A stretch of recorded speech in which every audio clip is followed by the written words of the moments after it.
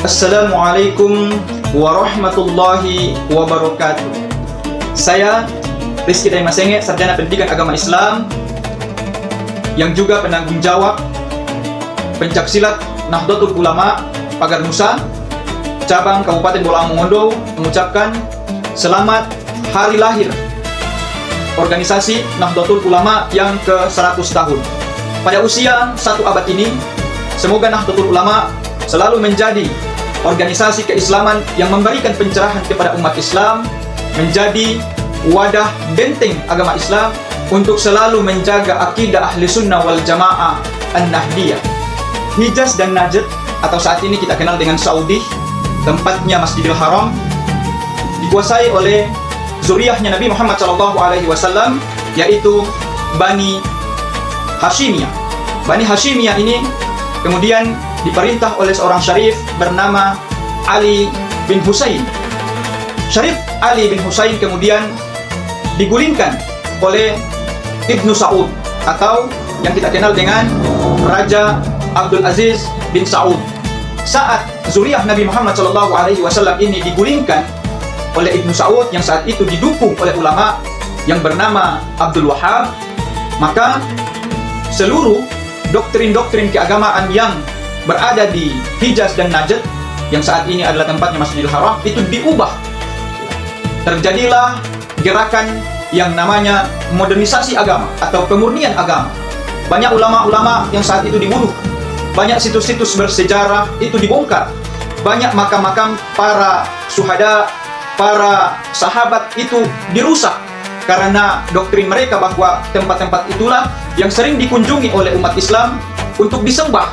Padahal doktrin itu menurut kami adalah doktrin yang keliru, bahwa mereka mengunjungi tempat-tempat itu bukan untuk menyembah, tetapi untuk berziarah sebagaimana ajaran Rasulullah Muhammad SAW. Sehingga doktrin-doktrin dari Abdul Wahhab ini mendapat perlindungan dari rajanya Ibnu Saud sehingga berkembang di Saudi saat ini.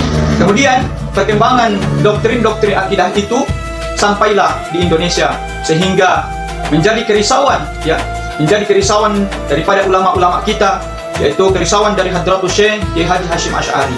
Kemudian Kiai Haji Hasyim Asy'ari berupaya membentengi akidah ahli sunnah wal jamaah itu dengan mendirikan organisasi Nahdlatul Ulama.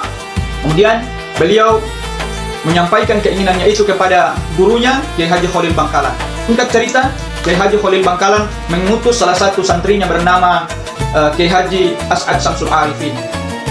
Apa yang dibawa Kiai Haji As'ad Syamsul Arifin? Yang dibawa yang pertama adalah tasbih yang dikalungkan langsung oleh Kiai Haji Khalil Bangkalan di lehernya Kiai As'ad. Kemudian yang kedua membawakan tongkat dan satu amanah berupa ayat Al-Quran dari ayat 17 sampai 23 surat Toha. Surat Toha ini menceritakan mukjizat Nabi Musa alaihissalam sampai kepada Kiai Haji Hasyim Asy'ari. Apa yang ditanyakan Kiai Haji Hasyim Asy'ari kepada Kiai Haji As'ad? Apakah yang disampaikan oleh guruku Kiai Haji Khalil Bangkalan? Maka Kiai Haji As'ad hanya menjawab, ya Jabbar, ya Qahhar. Ya Jabbar, ya Qahhar. 3 kali ditanya oleh Kiai Haji Hasyim Asy'ari, jawabannya Kiai As'ad hanya ya Jabbar, ya Qahhar. Kemudian Kiai Haji Hasyim Asy'ari mengucapkan alhamdulillahirabbil alamin. Kita sudah diberikan restu oleh guru kita Kiai Haji Khalil Bangkalan untuk mendirikan Jamiah Nahdlatul Ulama. Akhirnya pada tanggal 31 Januari 1926 itu didirikan organisasi Jamiah Nahdlatul Ulama. Organisasi ini didirikan untuk menjaga akidah ahli sunnah wal jamaah. Kemudian yang kedua adalah untuk mengawal tradisi keislaman yang moderat yang ada di Indonesia. Kemudian yang ketiga untuk membentengi persatuan umat Islam daripada pemurnian agama atau modernisasi agama seperti yang terjadi di Arab Saudi saat itu. Selain itu, Nahdlatul Ulama tidak hanya menjadi organisasi perhimpunan para ulama yang membentengi dan menjaga akidah ahli sunnah wal jamaah, tetapi juga Nahdlatul Ulama berperan penting di masa kemerdekaan Republik Indonesia. Puncaknya terjadi pada tanggal 22 Oktober 1945. Keluarlah resolusi jihad atau kita kenal dengan fatwa Hadratus Syekh Kiai Haji Hashim Asy'ari bahwa membela negara, membela bangsa kita itu sama dengan membela agama Islam. Sehingga Kiai Haji Wahab Hasbullah juga menguatkan nasionalisme kita, menguatkan patriotisme kita dengan mengarang sebuah syair yang selalu dikumandangkan oleh santri-santri yang ada di pondok pesantren, yaitu hubbul waton minal iman.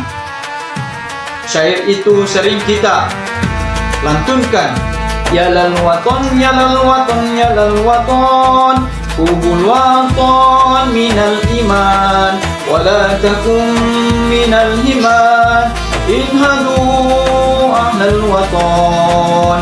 Indonesia biladi, anta unwanun faqoma, kullu man ya'tika yawma qami hayyal qahimama, kullu man ya'tika yawma qami hayyal qahimama.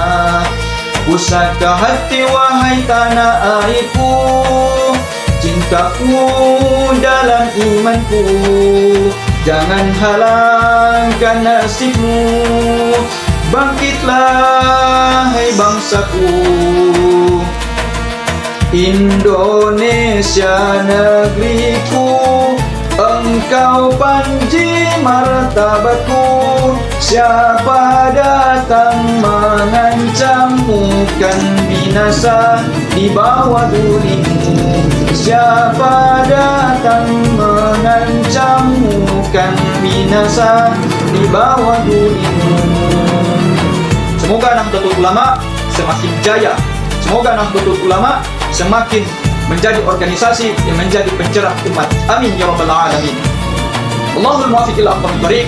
Assalamualaikum warahmatullahi wabarakatuh.